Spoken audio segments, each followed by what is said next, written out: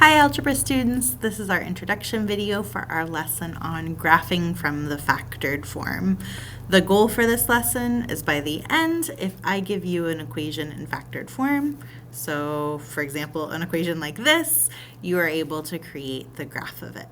Let's start off with what you already know about factored form. We learned in yesterday's lesson that if you have factored form, you're able to find x-intercepts. So for example, we could find the x-intercepts and maybe have like 2 points like this on our x-axis.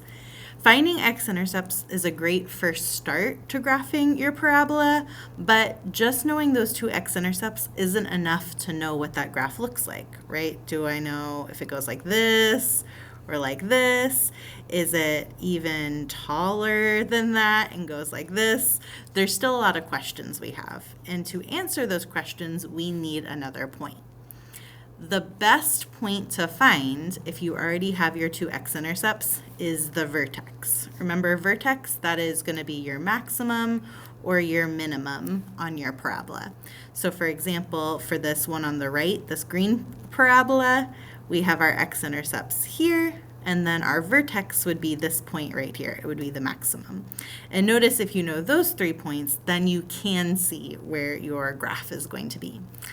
Similarly, for this parabola on the left, we could have those two x-intercepts and our vertex here, and now I could see where the graph is if I marked those 3 points. The question is, how do we find the vertex? As you're looking at these two examples, you might notice something. The vertex that we're marking, it is always in the center or the middle of our two x-intercepts. Notice this vertex here is at -2, and that's in the middle of 0 and -4. Same for our parabola on the left. That vertex is in the middle of our parabola. Our vertex is always going to be in the middle or the center of the x-intercepts. And that is going to be the key for how we find our vertex. Sometimes x-intercepts like 0 and -4, it's easy to see that vertex is at -2. But maybe over here it's harder to identify what number is between 1 and -3. If you're finding the center or the middle of two numbers, you find it by adding those two numbers together. So I'm adding my 0 and my -4 and dividing by 2. If you do that, you get -4 divided by 2 or -2, which is where our vertex is. Same for this one on the left. If I add -3 and 1, I add my two x-intercepts and divide by 2. That would give me -2 over 2, which is -1. And that's that x-coordinate of my vertex is right here at -1. And so that's going to be the strategy we use to graph these quadratic equations. So to part 2 for our example. If I wanted to graph this equation here in factored form, the first thing I do is what we learned in yesterday's lesson. We find the x-intercepts. This is what you learned yesterday where you're setting each factor equal to 0. Go ahead, pause the video now and find your two x-intercepts. Using that strategy we learned in the previous lesson, I'm setting each factor equal to 0 and solving those one-step equations. When I do, I get x-intercepts at 1 and -3.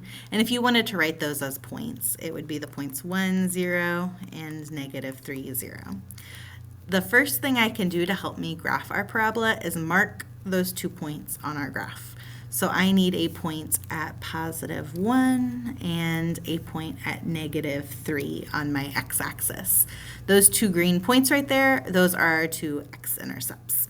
Like we said earlier, this is not enough for me to know what my parabola, my graph looks like. And so our second step we're going to do is find the vertex. And so the first part of finding your vertex is what we were doing up here at the top.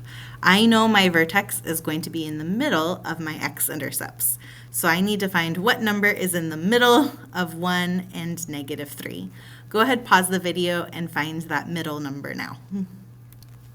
The vertex here shouldn't have been too bad because notice it's the same numbers as we have in this first example here.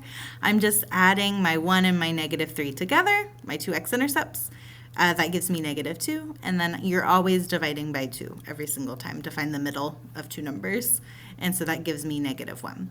Looking at the graph, that makes sense. If I draw like an imaginary line right here at -1, my vertex should be in the middle, the center of those 2 points, and that would be in the middle.